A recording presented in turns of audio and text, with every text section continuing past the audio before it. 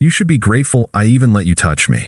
Most guys would kill for the scraps I give you, she said while I paid her rent. So I quietly cut her off. Now she's broke, blacklisted, and living with her mom. Hey viewers, before we move on to the video, please make sure to subscribe to the channel and hit the like button if you want to see more stories like this. Thanks. I never thought I'd be the guy writing one of these posts. You know the ones, quiet guy, loyal boyfriend, puts in the work, gets blindsided by some wild betrayal that feels like a punch to the gut. Yeah, that's me. This all happened over the course of about a year, and even now, it still doesn't feel real sometimes. But I need to get it off my chest. Not because I'm bitter, but because I stayed quiet for so long it nearly drove me insane. Her name was Chloe. We met at a bar 2 years ago, not one of those loud ones with sticky floors and drunk 20-year-olds doing body shots. More like a relaxed lounge, live music, chill crowd. I was there for a friend's birthday. She was there with a girl who was clearly trying to get rid of her Tinder date. Chloe had this kind of magnetic confidence. Witty, sarcastic, razor-sharp with comebacks. She called me suit boy the second she saw me because I was still in business attire after a meeting. Said I looked like someone who does other people's taxes for fun. I laughed, and then I didn't stop. We started dating about a month later. She told me she was between jobs but wanted to build a career as a freelance designer, digital illustration, visual branding, that kind of thing. She showed me her sketchbook. It was actually good. She was broke, but never acted like it. Always generous in energy, always trying to help others, even if she couldn't pay her half. I covered dinner. I covered Uber rides. Eventually, I started covering her half of the rent too, when she moved into my apartment after her lease ended. At the time, it didn't feel like I was being used. It felt like I was building something with someone who just needed a break. Things didn't fall apart overnight. That would have been easier. It was slow, like rot. After 6 or 7 months of living together, Chloe stopped sketching. Her tablet gathered dust. She started sleeping in, binging shows, making jokes about how capitalism kills creativity. I kept paying for everything: rent, utilities, her phone bill. I'd come home from 10-hour days, and she'd still be in pajamas. Don't judge me. I'm manifesting, she'd say. But she was still charming. Still fun, still funny, at least with other people. Especially around her new creative friends. DJs, influencers, wannabe podcast hosts who called themselves visionaries and posted fake deep quotes over stock photos of sunsets. I didn't fit in with them. I wasn't edgy. I wasn't chaotic. I was stable, responsible, boring. I remember one party we had at our place, her idea. She invited everyone she knew and introduced me to her friends like I was the landlord, not her boyfriend. "This is Daniel," she said, laughing. "He's the guy who makes sure I don't starve." I laughed it off in front of everyone, but it stung.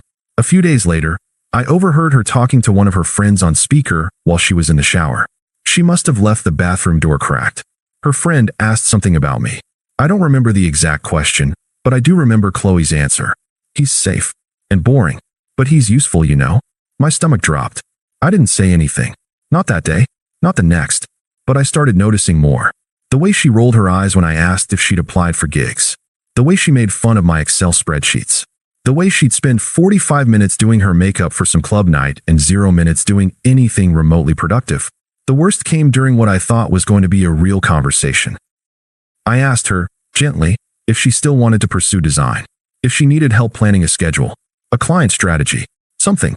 She sat on the couch, sipping wine she hadn't paid for, scrolling through her phone like I wasn't even in the room. "You don't get it," she said flatly. "I don't want to just do work for people. I want to inspire them." I nodded, trying to keep the peace. "I get that, but inspiration doesn't pay rent." She slowly turned her head, smirked like I was a child interrupting grown-up talk, and said it. "You should be grateful I even let you touch me. Most guys would kill for the scraps I give you." There was silence after that. She went back to her phone, and I went somewhere else entirely.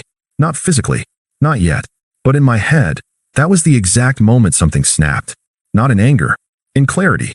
After she said that line, "You should be grateful I even let you touch me. Most guys would kill for the scraps I give you." I didn't respond. Not in the moment, not even with a look. I just sat there, numb. And in that numbness, something in me clicked into place. Not the kind of rage you see in movies. Not heartbreak either. Just the realization that I had been giving everything to someone who viewed me as furniture. Something useful. Something replaceable. That night, I didn't sleep. She was snoring beside me, snoring like nothing had happened. I stared at the ceiling for hours, going over every time I gave her the benefit of the doubt. Every bill I paid. Every time I excused the laziness, the insults disguised as jokes, the complete lack of gratitude. The next morning, I was calm. Too calm. I cooked breakfast for myself only. Packed lunch for work. Didn't say a word when I left. And that became the pattern.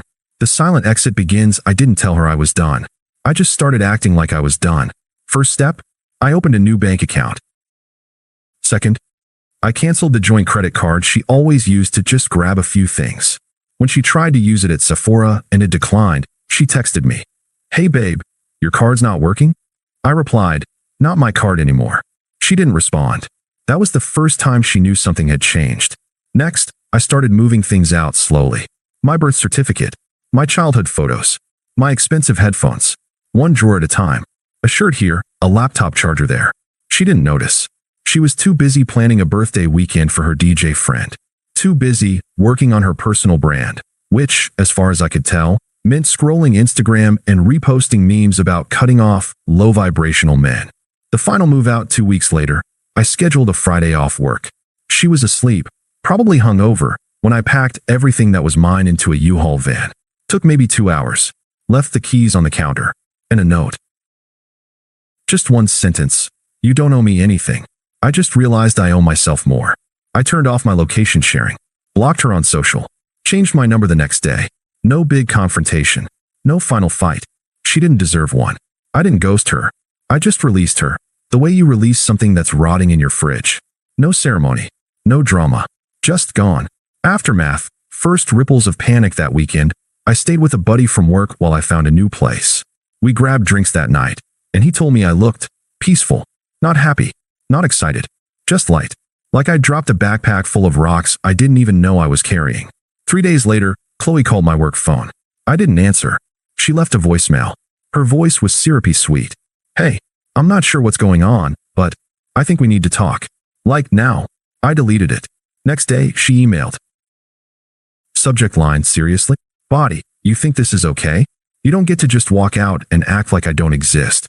That's emotional abuse, Daniel." Right. Now it's abuse. After she told me I should be grateful to touch her. After she drained my account like a parasite on vacation. I didn't respond. Mutual friends start reaching out by the end of that week. I'd heard from 3 of our mutual friends, most of whom were really just Chloe's entourage. One texted, "Hey man, Chloe's freaking out.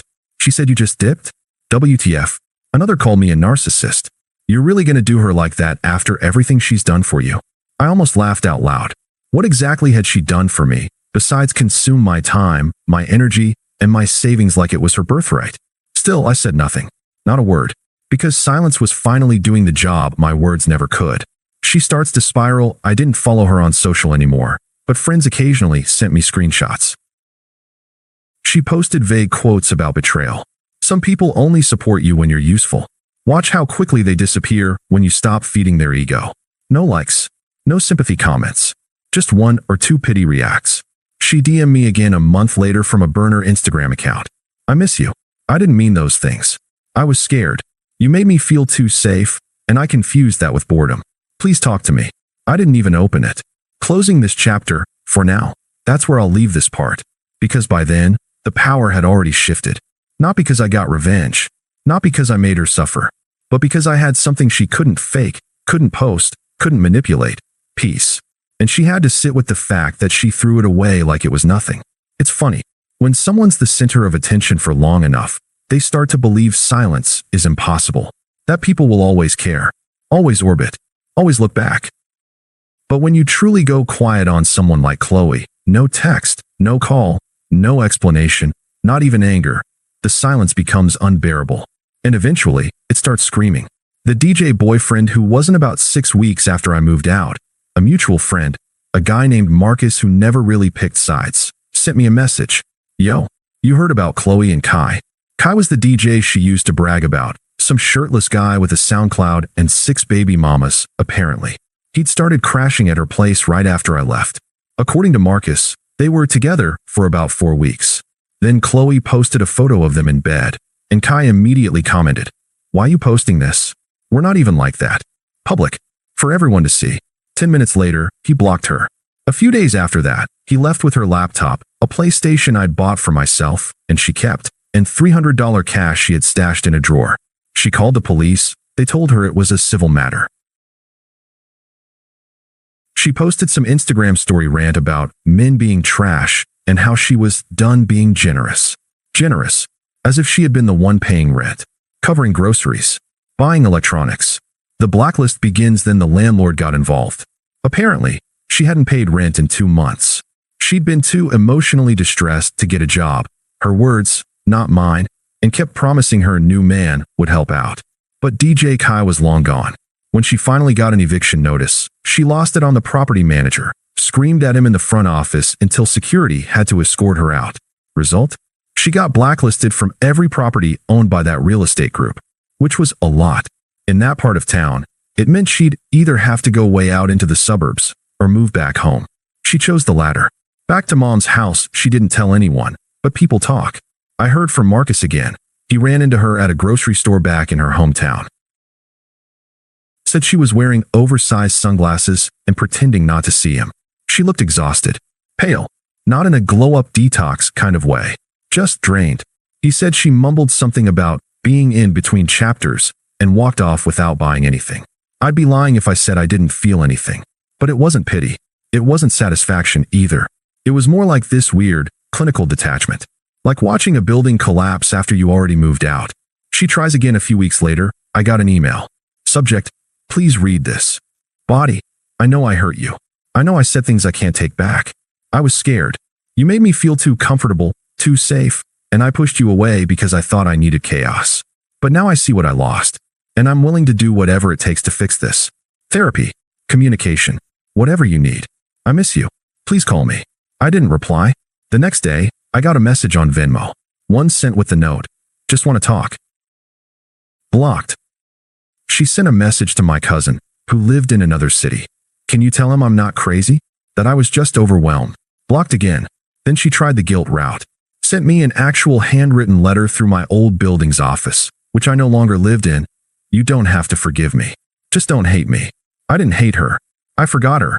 Her friend's turn at first. She tried to rally support, telling people I ghosted her, painted me as cold and heartless. But people started asking questions. Didn't he pay your rent for a year? Weren't you the one who said he was lucky to even be with you? Didn't you have some guy move in right after?